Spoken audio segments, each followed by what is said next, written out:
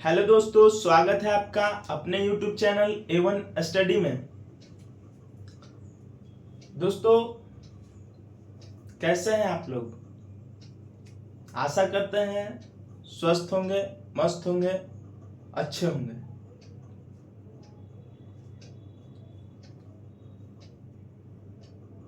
दोस्तों, आज हम लोग पढ़ने वाले हैं ट्रांस हिमालय के बारे में, जो कि कल जहाँ पे हम लोग टॉपिक को एंड करके गए थे, आज वहीं से पुनः हम लोग स्टार्ट करेंगे।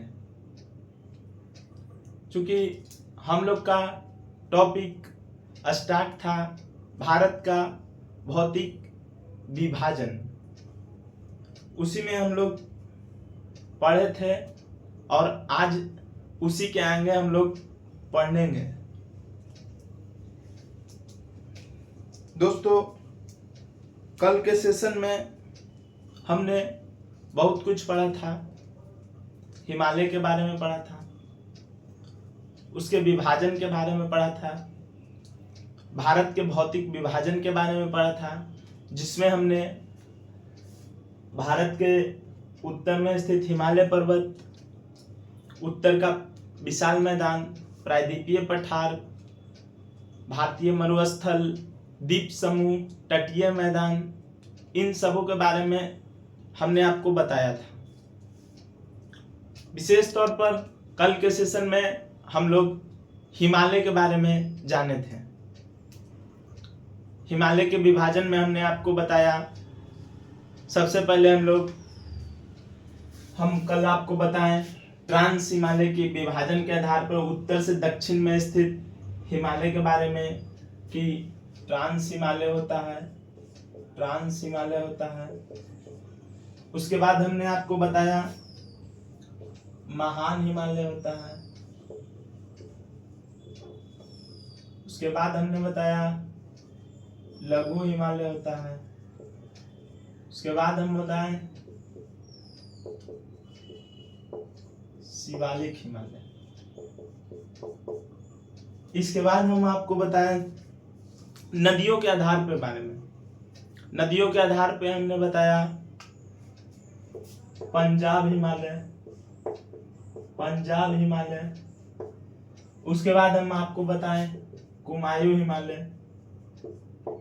हिमालय। फिर बताएं नेपाल हिमालय। उसके बाद हम बताएं असम हिमालय। दोस्तों, आज के सेशन में हम जहां से पढ़ने के लिए स्टार्ट करेंगे वो है यहाँ पे ट्रांस हिमालय, क्योंकि हम लोग कल इतना इससे पहले का सेशन पढ़ चुके हैं। आज हम लोग का टॉपिक रहेगा ट्रांस हिमालय। इसके बाद हम लोग पढ़ेंगे महान हिमालय, फिर पढ़ेंगे लघु हिमालय, उसके बाद पढ़ेंगे शिवालिक, और उसके बाद हम लोग नदियों के आधार पे देखेंगे। लेकिन आज का सेशन स्टार्ट करने से पहले हम 2-4 प्रश्न पूछना चाहते हैं, उसका आप जवाब दीजिए, ताकि आप कल का क्लास और आज का क्लास को कनेक्ट कर पाए। दोस्तों, सवाल है हिमालय को म्यांमार में किस नाम से जाना जाता है? पहला सवाल है हिमालय को म्यांमार में किस नाम से जाना जाता है? बताइए। उसके बाद आज हम लोग स्टार्ट करते हैं ट्रांस हिमालय के बारे में। ट्रांस हिमालय है क्या? दोस्तों, बहुत सारे भूगोल वेताओं के अनुसार कहा जाता है ट्रांस हिमालय का हिस्सा नहीं है। ऐसा क्यों कहा जाता है? ऐसा इसलिए कहा जाता है दोस्तों, क्योंकि ट्रांस हिमालय का निर्माण हिमालय के निर्माण से पूर्व हो चुका है। अर्थात इसी को हम दूसरे शब्दों में कहें तो ट्रांस हिमालय का निर्माण हिमालय के निर्माण से पहले हो चुका है। अगर और कोई भाषा में बोलना चाहें तो हम इसको इस तरह से भी कह सकते हैं कि हिमालय का निर्माण से पहले ही ट्रांस हिमालय का निर्माण हो चुका है। दोस्तों, ट्रांस हिमालय हिमालय के सबसे उत्तरी भाग में स्थित है। जैसे देखें तो यहाँ पे स्थित हिमालय है। हिमालय में सबसे ऊपर आता है ट्रांस हिमालय। मान लिया जाए हम यहाँ से इसे कर दिए। उसके बाद सबसे ऊपर में आता है ट्रांस हिमालय, सबसे ऊपर में आता है ट्रांस हिमालय। तो ये उत्तर में हो गया ना दोस्तों, ये उत्तर में हो गया ना।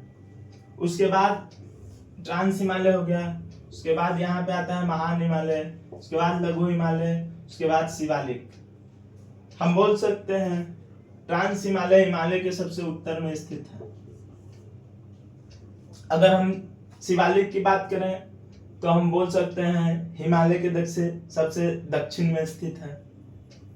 चूंकि हम लोग ट्रांस हिमालय के बारे में पढ़ रहे हैं तो हम लोग ट्रांस हिमालय के बारे में ही जानेंगे क्या है क्या नहीं। दोस्तों, ट्रांस हिमालय का सर्वाधिक विस्तार तिब्बत में होने के कारण इसे तिब्बत में और भी अन्य नामों से जाना जाता है। जैसे तिब्बत में ट्रांस हिमालय को परा हिमालय या तिब्बती हिमालय भी कहा जाता है। ट्रांस हिमालय को अन्य नाम से भी जाना जाता है तिब्बत हिमालय या परा हिमालय। तिब्बत हिमालय, तिब्बत हिमालय या परा हिमालय। दोस्तों, आगे की बात हम करेंगे तो ट्रांस हिमालय का विस्तार भारत के एकमात्र केंद्र शासित प्रदेश, भारत के एकमात्र केंद्र शासित प्रदेश में ट्रांस हिमालय का विस्तार है। वो कौन है जिसको हम जानेंगे तो भारत के एकमात्र केंद्र शासित प्रदेश जो है उसका नाम लद्दाख है। लद्दाख में ट्रांस हिमालय का विस्तार है। लद्दाख में बहुत सारी श्रेणियां हैं। जैसे काराकोरम श्रेणी लद्दाख में है, जास्कर श्रेणी लद्दाख में है, परिपंजाल श्रेणी लद्दाख में है, और उन सबों में भी एक और है केटू गाडविन ऑन्स्टीन, ये भी लद्दाख में है। दोस्तों, काराकोरम को उच्च एशिया की रीढ़ कहा जाता है। काराकोरम को उच्च एशिया की रीढ़ कहा जाता है। काराकोरम में ही स्थित केटू पर्वत है। काराकोरम में स्थित केटू पर्वत है जिसका अन्य नाम गाडविन ऑन्स्टीन, जिसकी ऊंचाई की बात अगर हम करें उसकी ऊंचाई 8611 मीटर है। उसकी ऊंचाई 1100 मीटर है। अगर हम काराकोरम श्रेणी की बात करें तो काराकोरम श्रेणी में ही भारत की सबसे बड़ा ग्लेशियर सियाचिन ग्लेशियर है, जो कि 76 किलोमीटर है। काराकोरम श्रेणी की बात करें तो इसमें अन्य और भी ग्लेशियर हैं, जैसे बाल्टोरो ग्लेशियर, हिस्पर ग्लेशियर, और भी ग्लेशियर हैं जिसको हम लोग देखेंगे। अगर ट्रांस हिमालय की बात करें तो ट्रांस हिमालय, ये हो गया ट्रांस हिमालय, महान हिमालय के बीच में इंडो सांगपो सचर जोन होती है। ट्रांस हिमालय और महान हिमालय के दो भागों में बांटता है Indo Tsangpo suture zone. Indo Tsangpo suture zone, Indo Tsangpo Sachar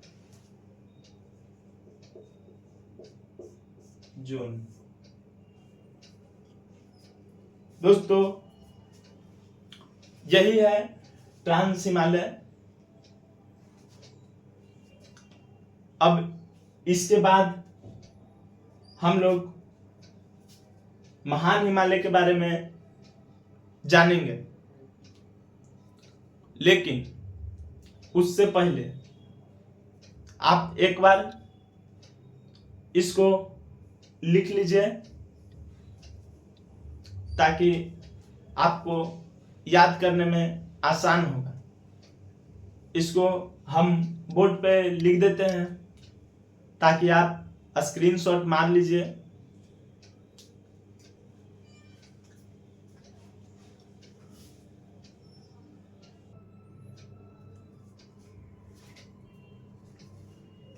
दोस्तों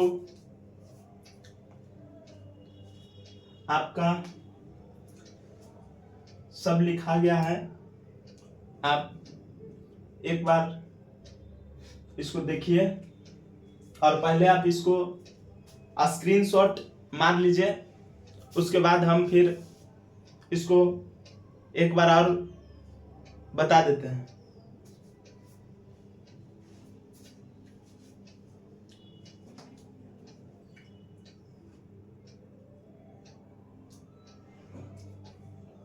आशा करते हैं आप स्क्रीनशॉट मार लिए होंगे। सबसे पहले हम लोग क्या देखें, भूगोलवेताओं के अनुसार ट्रांस हिमालय को हिमालय का भाग नहीं माना गया है। भूगोलवेताओं के अनुसार ट्रांस हिमालय हिमालय का भाग नहीं है, क्योंकि इसका निर्माण हिमालय के निर्माण से पहले हो गया। वही बात है। उसके बाद तिब्बत में ट्रांस हिमालय का विस्तार ज्यादा होने के कारण इसे तिब्बती हिमालय या परा हिमालय कहा जाता है। ट्रांस हिमालय का विस्तार भारत के एकमात्र केंद्र शासित प्रदेश लद्दाख में है। लद्दाख में काराकोरम हो गया, गार्डविन ऑस्टिन, लद्दाख श्रेणी, जास्करन श्रेणी आता है। काराकोरम में स्थित भारत की सबसे ऊंची चोटी गार्डविन ऑस्टिन है, जिसको केटू के नाम से जाना जाता है, जिसकी ऊंचाई 8611 मीटर है। साथ ही साथ भारत का सबसे बड़ा ग्लेशियर सियाचिन है। उसके बाद देखें काराकोरम को अन्य ग्लेशियर जो कि लद्दाख में है, इसका पश्चिम से पूर्व में विस्तार देखें हम लोग। सबसे पहले बातुरा हो गया, हिस्पर, बर्फायो, बाल्टोरो, सियाचिन। दोस्तों यही है ट्रांस हिमालय के बारे में।